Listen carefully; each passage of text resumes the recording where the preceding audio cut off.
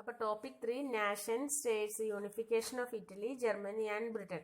ഇതാണ് നമ്മൾ പറഞ്ഞുകൊണ്ടിരിക്കുന്നത്. അതിൻ്റെ അവസാന ഭാഗമാണ് നമുക്ക് പറയാനുള്ളത്. എന്താണ് പറയുന്നത്? Britain has A different history of how it consolidated as a nation state without uprising and revolutions. എന്താ പറയുന്ന? വിത്തൗട്ട് അപ്രൈസിങ് എന്താ? പ്രക്ഷോഭങ്ങളും വിപ്ലവങ്ങളും ഒന്നുമില്ലാതെ തന്നെ ബ്രിട്ടൻ ഒരു ഏകീകരിച്ചത്, കൺസോളിഡേറ്റഡ് ആയതിനെ കുറിച്ചിട്ടാണ് ഇവിടെ പറയുന്നത്. അവിടെ ഒരു വിപ്ലവം ഉണ്ടായിട്ടില്ല, ഒരു പ്രക്ഷോഭങ്ങളും ഉണ്ടാകാതെ തന്നെയാണ് ഇവിടെ അത് സംഭവിച്ചത്. എവിടെ? Britain has a different history of how to consolidate എന്നാ പറയണത്. അപ്പം Britain has a different history. അതിന് ബ്രിട്ടനൊരു ഡിഫറെന്റ് ആയിട്ടുള്ള ഒരു ഹിസ്റ്ററിയാണുള്ളത്. ബാക്കി ഇപ്പൊ നമ്മൾ കേട്ടതിനേക്കാളും കൂടുതൽ ഇപ്പൊ നമ്മൾ എവിടത്തെ പറഞ്ഞ ജർമ്മനി ആൻഡ് ഇറ്റലി ആണ് നമ്മൾ ഓൾറെഡി പറഞ്ഞു കഴിഞ്ഞത്. ഈ topic 3 nation States unification of Italy, Germany and Britain. അപ്പൊ നമ്മൾ രണ്ടെണ്ണം പറഞ്ഞു കഴിഞ്ഞ് ഇറ്റലിയും ജർമ്മനിയും. അവിടെ ഒരുപാട് സംഭവ വികാസങ്ങളുമായിട്ട് ബന്ധപ്പെട്ടാണ് അവിടെ എന്തുണ്ടായത്? നാഷൻ സ്റ്റേറ്റ്സ് എന്ന് പറയുന്ന ആ ഒരു സംഭവം തന്നെ ഉണ്ടായത്. പക്ഷേ ബ്രിട്ടനിൽ എന്ന് പറയുന്നത് ഇതൊന്നും ഉണ്ടായിരുന്നില്ല. അങ്ങനെയുള്ള യാതൊരു വിപ്ലവത്തിന് എന്താ പറയുന്നത് നമ്മള്? അപ്രൈസിങ്സ്. അപ്രൈസിംഗ് എന്ന് പറഞ്ഞാൽ എന്താ? പ്രക്ഷോഭങ്ങൾ. റെവല്യൂഷൻസിന് വിപ്ലവങ്ങൾ. അപ്പൊ വിപ്ലവങ്ങളും പ്രക്ഷോഭങ്ങളൊന്നും ഇല്ലാതെയാണ് ബ്രിട്ടനില് ഇത് ഉണ്ടായത്. നാഷൻ സ്റ്റേറ്റ്സ് എന്ന് പറയുന്നത് ഉണ്ടായത് അങ്ങനെയാണെന്ന് പറയാണ്. അതിൻ്റെയാണ് ഇനി പറയുന്നത് ബ്രിട്ടനെ കുറിച്ചിട്ട്. അപ്പം Britain has a different history of how it consolidate എന്ന് വെച്ചാൽ എന്താ? അത് ഏകീകരിക്കപ്പെട്ടു. പല ചെറിയ ചെറിയ മൊണാർക്കീസ് എല്ലാം കൂടെ ചേർന്ന് എന്തായി? ബ്രിട്ടൻ എന്ന് പറയുന്ന ഒരു നേഷൻ സ്റ്റേറ്റ് ആയത് എങ്ങനെയാണെന്നാണ് പറയുന്നത്. അപ്പം Britain has different history of how it consolidated as a nation. അതെങ്ങനെ ഏകീകരിച്ചു? എന്തായിട്ട്? നേഷൻ സ്റ്റേറ്റ് ആയിട്ട് ആയി മാറിയത്. Without uprising and revolution. ഇത് വീണ്ടും റിപ്പീറ്റ് പറയുന്നത് ബ്രിട്ടനിൽ മാത്രം റെവല്യൂഷനോ അല്ലെങ്കിൽ അപ്രൈസിങ്സോ ഒന്നുമില്ലാതെ തന്നെയാണ് അവിടെ നേഷൻ സ്റ്റേറ്റ് എന്ന് പറയുന്നത് ഉണ്ടായത്. ഇത് British Isles was inhabited by ethic English, Welsh, Scot or Irish. എന്താ പറയുന്നത്? അവിടെ ഏതൊക്കെ ചേർന്നിട്ട് ഉണ്ടായെന്ന് പറഞ്ഞപ്പം ഇത് ബ്രിട്ടീഷ് ഐൽസ് വെച്ചാൽ ഐലൻഡ് തന്നെ, ദ്വീപുകൾ തന്നെയാണ് ഐൽസ് എന്ന് പറയുന്നത്. അപ്പൊ ബ്രിട്ടീഷ് ഐൽസ് വാസ് ഇൻഹാബിറ്റഡ് എന്ന് വെച്ചാൽ എന്താ? ജനവാസമുള്ളതായിട്ട് മാറി. എങ്ങനെ? ആരെ കൊണ്ടിട്ടാ? ആരാണ് അവിടെ വന്ന് അവിടെ താമസിച്ച ആൾക്കാർ? ഏതാണ്? എത്നിക് ഇംഗ്ലീഷ് എന്നുവെച്ചാല് ഇംഗ്ലീഷ് വംശത്തിൽപ്പെട്ടവര്, പിന്നെ വെൽഷ് എന്ന് പറയുന്നതിനകത്ത് പെട്ട, പിന്നെ സ്കോട്ട്ലാൻഡിൽ പെട്ടായിരിക്കും സ്കോട്ട്, ദെൻ ഐറിഷ്. ഈ വംശങ്ങളിൽ പെട്ടവരാണ് ബ്രിട്ടീഷ് ഐൽസിൽ ഇൻഹാബിറ്റഡ്, ജനവാസ കേന്ദ്രങ്ങളായിട്ട് അവിടെ താമസിച്ച വംശങ്ങൾ ഏതൊക്കെയാണ്? Ethnic English, Welsh, Scot or Irish. The English nation grew more in power and wealth, and it began to exert influence over the other nations of the island. എന്ത് ചെയ്തു? അവിടെ എന്താ സംഭവിച്ചതെന്ന് പറയാണ് ഇനി. ദ ഇംഗ്ലീഷ് നേഷൻ എന്ത് പറ്റി? ഗ്രൂ more in power. അവര് പവറിൽ അധികമായിട്ട് വളർന്നു. The English nation grew more in power and wealth. പവറിലും വെൽത്തിലും. അപ്പോൾ ഇത് English nation grew more in power and wealth. പവറും വെൽത്ത്, സാമ്പത്തികമായിട്ടും ശക്തിയായിട്ടും ഒക്കെ എന്തായി? English nation grew more and it began to exert influence over the other nation of the island. എന്നിട്ട് എന്ത് ചെയ്യിച്ചു? അത് പരിശ്രമിച്ചു. എന്തിനു വേണ്ടിയിട്ട്? ബാക്കിയുള്ള നേഷൻസിന്റെ മുകളിൽ ഒരു സ്വാധീനം ഉണ്ടാക്കാൻ വേണ്ടിയിട്ട് അവർ അതിന് ട്രൈ ചെയ്തുകൊണ്ടേയിരുന്നു. അതാണ് it began to exert influence over the other nations of the island. ഐലൻഡിലുള്ള ബാക്കിയുള്ള വേറെ നേഷൻസിന്റെ മുകളിൽ സ്വാധീനം ചെലുത്താൻ വേണ്ടിയിട്ട് ആര്, ദ ഇംഗ്ലീഷ് നേഷൻ എക്സെർട്ട് ചെയ്തുകൊണ്ട് പരിശ്രമിച്ചുകൊണ്ടേയിരുന്നു.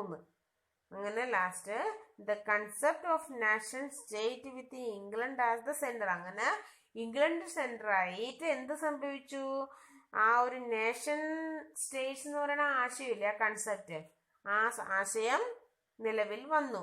ഏതിനെ സെന്റർ ആക്കിയിട്ട്, വിത്ത് ഇംഗ്ലണ്ട് ആസ് ദ സെന്റർ, ഇംഗ്ലണ്ടിനെ സെന്റർ ആക്കിയിട്ട് the concept of nation state become ആയി എന്നാണ് പറയുന്നത്. അപ്പൊ the concept of national state with England as the centre came in എന്നാണ് നിലവിൽ വന്നത് 1688. ബ്രിട്ടന്റെ അപ്പം ഇത് ബ്രിട്ടൻ എന്ന് പറഞ്ഞാൽ അവിടെ എന്താണ് സംഭവം, ഇംഗ്ലണ്ട്. അപ്പൊ ഇംഗ്ലണ്ടിനെ സെന്റർ ആക്കിയിട്ട് ആ ഒരു നാഷണൽ സ്റ്റേറ്റ് കൺസെപ്റ്റ് നിലവിൽ വന്നത് എന്താണ്, കെയിം ഇൻ 1688 എന്നാ വന്ന 1688 after the parliament snatched power from the monarchy.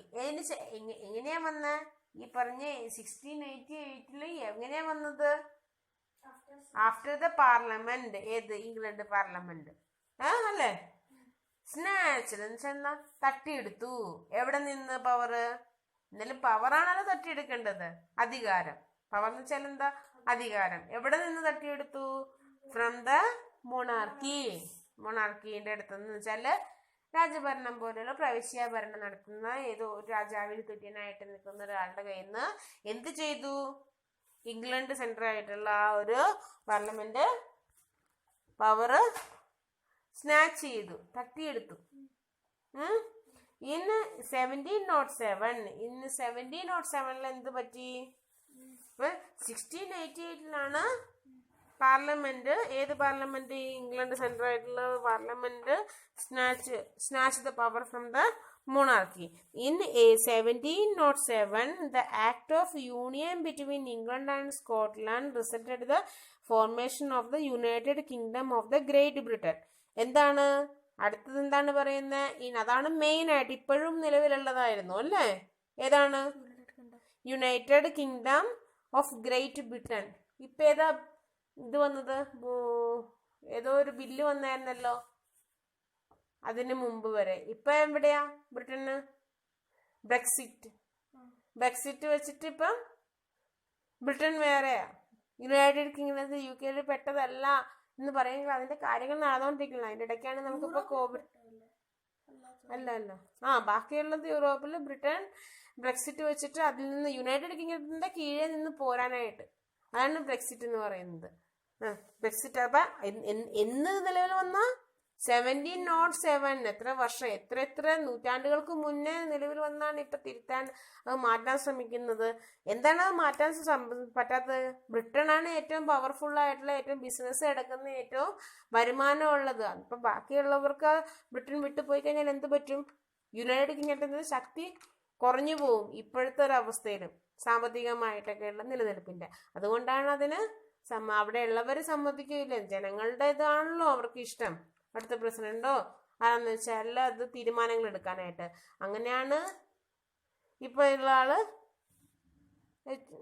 ആ ഒരു വിട്ടു പോരാം, ബ്രെക്സിറ്റ് നടപ്പാക്കാം എന്ന് യു കെയിൽ നിന്ന്, യുണൈറ്റഡ് കിങ്ഡത്തിൽ നിന്ന് ഗ്രേറ്റ് ബ്രിട്ടനെ മാറ്റി നിർത്താം എന്നുള്ള ആ ഒരു ആക്ടിന് ഇതാക്കി. ഇതിപ്പോ അത് ഒന്നിച്ചായതിന്റെയാണ്, എന്നോട്ടായത് അപ്പം 70. അതുകൊണ്ടാണ് ഞാനിപ്പോ അതും ഇതും എന്ന് വെച്ചാല് ഇതായതും ഇതെന്ന് പറഞ്ഞാൽ ഏതാ 1707 നമ്മൾ പഠിക്കുന്ന കാര്യം എന്ന് പറയുന്നത് യുണൈറ്റഡ് കിങ്ഡത്തിലേക്ക് ഗ്രേറ്റ് ബ്രിട്ടൻ ചേർന്നതിന്റെ അവസ്ഥയാണ്. ഇപ്പൊ എന്ത് പറ്റി, ബ്രെക്സിറ്റ് വെച്ചിട്ട് അത് അവിടെ നിന്ന് പുറത്തേക്ക് വരാനുള്ള ശ്രമം നടത്തുന്നത്. അതാണ് ഇത് രണ്ടും പറയാൻ, ഇവിടെ ഇല്ലാത്ത വിഷയവും പറയാൻ കാരണം എന്ന് വെച്ചാൽ ഇപ്പൊ അത് പുറത്തേക്ക് വരാൻ ശ്രമിക്കുന്നു, അന്നത് ഉള്ളിലേക്ക് കയറിയതിന്റെ കാര്യം. യുണൈറ്റഡ് കിങ്ഡത്തിനകത്തേക്ക് ഇത് ഓഫ് ഗ്രേറ്റ് ബ്രിട്ടൻ ആയത്. അപ്പൊ 1707 the act of union between England and Scotland, എന്താണ് ഇംഗ്ലണ്ടിന്റെയും സ്കോട്ട്ലാൻഡിന്റെയും act of union between act of union ചില ഒത്തുചേരുക എന്ന് പറയുന്ന ഒരു ആക്ട് എന്നത്തെ 1707 ആരൊക്കെ തമ്മിലുള്ള ഇംഗ്ലണ്ട് ആൻഡ് ഇംഗ്ലണ്ടുമായിട്ടുള്ളത്. അതിനൊരു റിസൾട്ട് വന്നു. എന്താണ് റിസൾട്ട് വന്നത്? ആ ഒരു ആക്ട് ഒരു റിസൾട്ട് എന്ന് വെച്ചാൽ നമുക്കൊരു റിസൾട്ട് കയറുക വെച്ചാൽ മലയാളത്തിൽ എന്താ പറയുക റിസൾട്ടിന്? റിസൾട്ട് അല്ല, നമുക്ക് അതിൽ നിന്നൊരു പ്രൊഡക്റ്റ് ഉണ്ടാകണേനല്ലേ നമ്മൾ എന്തെങ്കിലും ഒരു എക്സാം എഴുതി കഴിഞ്ഞിട്ട് അതിന്റെ റിസൾട്ട് എന്ന് പറയുമ്പോഴത്തേക്ക് എന്താ? പരീക്ഷാ ഫലം. അപ്പൊ അതിന്റെ ഫലമായിട്ട് എന്ന് പറയുന്ന എന്താണ് ഈ ആക്ടിന്റെ 1707 ആക്ട്. എന്ത് act? Act of union between England and Scotland result the formation of the United Kingdom of Great Britain. United Kingdom of Great ബ്രിട്ടന്റെ ഫോർമേഷനുള്ള കാരണം എന്താണ്? അപ്പം 1707 നടന്ന act of union between England and Scotland. Okay, അത് എന്തിന് കാരണമായി? Formation of the United Kingdom of Great Britain. To insure the growth of British identity. To insure വെച്ചാൽ എന്താ? ഇൻഷുർ ചെയ്യാന്ന് വെച്ചാൽ എന്താ? അത് ഉറപ്പുള്ളതാക്കുക. എന്തിനെ ഉറപ്പുള്ളതാക്കണം? Insure the growth of British identity. ബ്രിട്ടീഷിന്റെ ഐഡന്റിറ്റി, ഇവിടെ ബ്രിട്ടീഷ് ആണെന്നുള്ളതിന്റെ identity. Scotland's culture and political institution were suppressed. അതിനു വേണ്ടിട്ട് എന്ത് ചെയ്യപ്പെട്ടു? ഇവിടെ ആരൊക്കെ തമ്മിൽ ചേർന്നെന്ന് പറഞ്ഞാൽ ഇംഗ്ലണ്ടും സ്കോട്ട്ലാൻഡും തമ്മിൽ. അപ്പൊ അവിടെ എന്തുണ്ടായെന്നാ പറയണത്? United Kingdom of Great Britain. Britain എന്ന് പറയുന്നത് എന്താണ്? ഇംഗ്ലീഷിന്റെ ആയിട്ട് ബന്ധപ്പെട്ടുള്ളതാണ്. അവിടെ സ്കോട്ട്ലാൻഡിന്റെ നടക്കോ? ഇല്ല. അപ്പൊ അവിടെ എന്ത് ചെയ്തു? To insure the growth of British identity. British എന്ന് വെച്ചാൽ ഇംഗ്ലീഷിന്റെ ആ ബ്രിട്ടീഷ് ഐഡന്റിറ്റിനെ നിലനിർത്താൻ വേണ്ടി എന്ത് ചെയ്തു? സ്കോട്ട്ലാൻഡില് കൾച്ചറൽ എന്നുവെച്ചാൽ സാംസ്കാരികപരമായിട്ടുള്ളതും രാഷ്ട്രീയപരമായിട്ടുള്ളതും ആൻഡ് കൾച്ചറൽ ആൻഡ്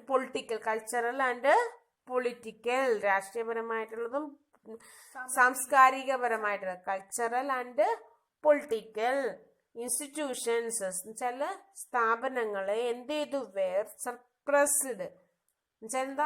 അടിച്ചമർത്തപ്പെട്ടു. എവിടത്തെ? സ്കോട്ട്ലാൻഡില് political and cultural institutions were suppressed. The British imposed control over Ireland as well. എന്താ? അതിനുശേഷം എന്ത് ചെയ്തു? ബ്രിട്ടീഷുകാര് എന്ത് ചെയ്തു? ഇമ്പോസ്ഡ് കൺട്രോൾ എന്നുവെച്ചാല് ചുമത്തി. ഇമ്പോസ് വെച്ചാൽ ചുമത്തി. എന്ത് ചുമത്തി? കൺട്രോൾ ചുമത്തി. എവിടെ? Over the Ireland as well. എന്താ? അയർലൻഡിൽ. ഇവിടെ സ്കോട്ട്ലാൻഡിന്റെ കാര്യം പറഞ്ഞ ഓൾറെഡി അയർലൻഡിലും എന്ത് ചെയ്തു?